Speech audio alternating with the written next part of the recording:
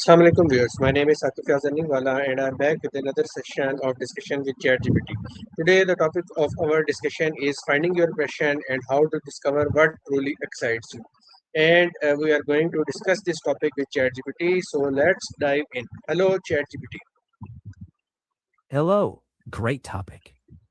A good way to start your passion is to notice what just grabs your attention. Even small sparks, jot them down. Look for patterns over perfection. Try low stakes experiments like short classes, side projects, even 15-minute tests of curiosity. And remember, passion often follows competence. The more you try things, the more you notice what feels meaningful and sustainable. So stay curious, try small bets, notice what lights you up. Over time, that becomes direction. Okay, great start. Many people say they haven't found their passion yet. Is passion something we discover or is it something we develop over time through experience? It's usually something you develop more than suddenly discover. You explore interests, try small experiments, notice what energizes you versus drains you, and gradually double down on the sparks. So think of it less like unearthing a buried treasure and more like building something step by step. Curiosity first, commitment grows later as you gather evidence of what feels meaningful and sustainable. Okay, why do so many people struggle to identify what truly excites them, or as you say, sparks that fly, even after years of education or work? Because daily routines and expectations often drown out quiet signals of interest. People get used to doing what they're supposed to rather than what pulls them. Add fear of wasting time or fear of choosing wrong, and curiosity gets muffled. A simple fix: give yourself permission to experiment without long term commitment. Tiny trials, short projects, sampling new things. Clarity often shows up after trying, not before. So start small, stay curious, and let interest, not pressure, lead. What are some of the signs that someone has found a genuine passion rather than just a temporary interest or a hobby? A genuine passion usually keeps grabbing your attention even on off days. It feels energizing more than draining, and you care about getting better at it. You return to it naturally, not because you should, but because it pulls you back. And you care enough to stick through the awkward stage. Hobbies can be enjoyable without that deeper persistence. Passion tends to nudge you forward over time. How can someone explore multiple interests without feeling overwhelmed or afraid of making the wrong choice? Try gentle sampling, like short, low commitment tests, one small experiment at a time. Set a timer for 15 minutes to taste a topic, project, or skill. Notice your energy afterwards. Keep a tiny curiosity list instead of forcing a single life defining choice. Over time, patterns emerge: what to keep, what to pause, what to drop. That way, you're choosing through experience rather than pressure. What about the role of curiosity and learning, especially lifelong learning, in discovering one's passion? And how can we nurture them daily? Curiosity is the fuel for discovering passions. It keeps you asking, what if, what about that? Daily, you can set a curiosity minute, read or watch something outside your usual lane. Jot one note in a capture list. Ask better questions, especially, why does this matter to me? Weekly, do one slightly deeper dive mini project. Share what you learned with someone. Teaching cements interest into understanding. Over time, this steady curiosity loop guides you towards what genuinely matters. As one progresses in life, can a person's passion change? And if so, uh, should people adopt rather than feeling like they have failed?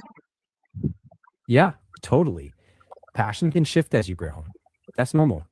If something used to spark you but doesn't anymore, it's not a failure, it's information. It just means you're evolving.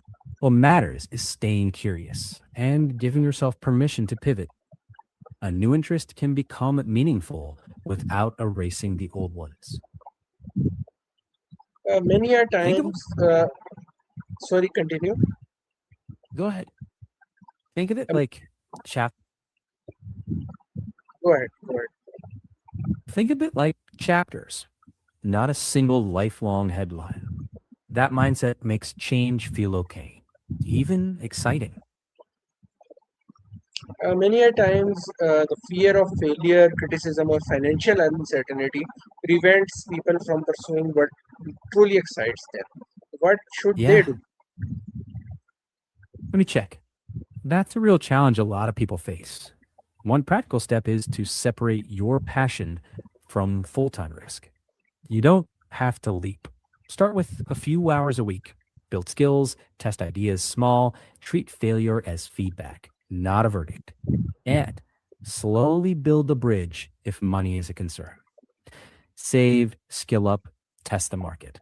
The bigger question is, would you rather face the discomfort of trying or the long term regret of not ever finding out what you could have done?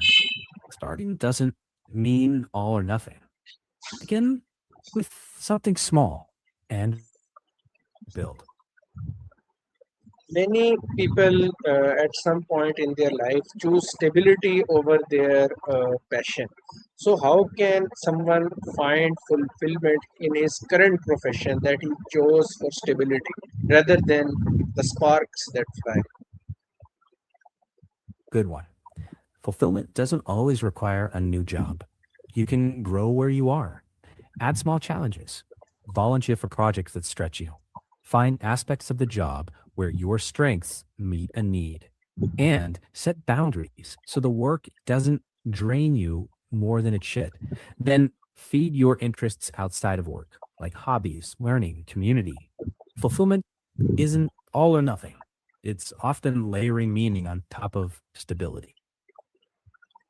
So, just as you mentioned, there is fulfillment, but how can someone distinguish between what is expected from his profession and what generally bring joys to his work? Hmm. A simple trick: make two columns. One's musts, things you have to do. The other one is lights ups, things that actually energize you. And then look for overlap. If you can tweak a responsibility so it aligns with something that energizes you, do that. And if not, protect your energy outside of work. Small daily joy counts. It's not selfish, it's fuel. How important are experimenting with stuff, trying new skills, volunteering, or side projects in discovering what truly excites you? Yeah. Treat experiments like short tastings, not full commitments. Give it a set time, like, say, 2 weeks or 10 hours. Ask yourself after, did that spark curiosity or feel like a chore? Keep the spark ones, ditch the rest, and rotate new trials now and then. Patterns emerge over time. That's how vague curiosity turns into direction. Can AI help me identify my passion, and if so, what are the benefits and limitations of it? Let me check. Yes, AI can help, but as a partner for exploration, not a desire. AI can suggest areas you might like, prompt questions, help you practice skills, and reflect on what energizes you, but it can't feel meaning for you. So use AI as a guide, but let real world tries and your feelings make the final call. That's where Uh, spark becomes clear. Yeah? Once someone discovers their passion, how can they stay motivated and committed when the progress is slow and there are hurdles in it? Slow progress is still progress. Set micro goals you can hit, celebrate tiny wins, and reframe hurdles as normal terrain, not stop signs. Keep a why reminder, a note about what this matters, why this matters for the days it just feels heavy. And get around people who get it, a group, a buddy, someone who'll cheer the small steps with you. Keep the pace humane. Consistency beats speed. That keeps commitment alive, even when momentum dips.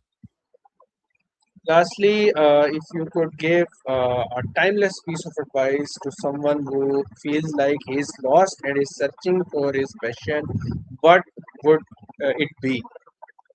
Start small with curiosity. Follow tiny sparks without demanding a whole life plan. Try, notice, reflect, adjust. Let meaning show up through action, not endless thinking. Keep going gently. The path often appears after you start walking. Thank you, ChatGPT, for today's discussion. You're very welcome. Glad to be here for it. That will be all from today's session, viewers. I will be back with another session. Until then, signing off. Allah Hafiz.